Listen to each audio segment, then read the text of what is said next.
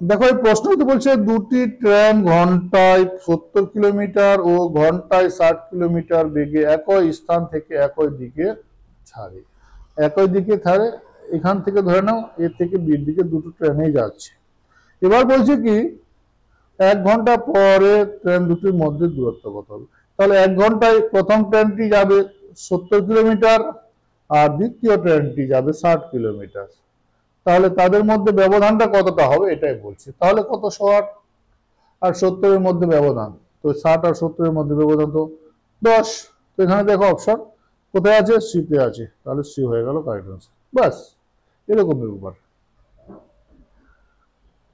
এই যে একটা প্রশ্ন, এই প্রশ্নটাতে কি বলা আছে, 54 কিলোমিটার প্রতি ঘন্টা বেগে গতিশীল একটি ট্রেন 5 সেকেন্ডে রাস্তার পাশে অবস্থিত পরপর খুঁটি অতিক্রম করে।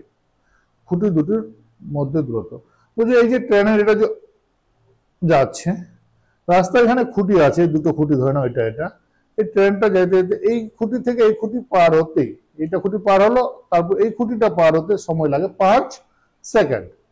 এবার বলছে খুঁটি দুটোর মধ্যে দূরত্ব কত, এই বিন্দু থেকে এই বিন্দুর দূরত্বটা কত, এই খুঁটি থেকে এই খুঁটির দূরত্ব কত।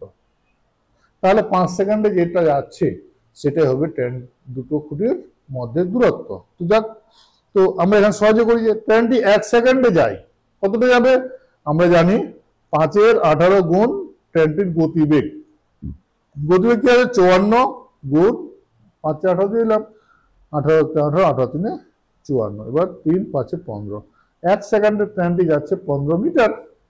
এবার তাহলে 5 সেকেন্ড গেছে, 5 সেকেন্ডে বার করে না, 5 সেকেন্ডে ট্রেনটি যায় 75 মিটার। তাহলে 75 মিটার পর পর খুঁটিগুলো আছে, তাহলে খুঁটি দুটির মধ্যে দূরত্ব কত 75। তাহলে খুঁটি দুটির মধ্যে দূরত্ব হয়ে গেল 75 মিটার, হয়ে গেল অ্যান্সার।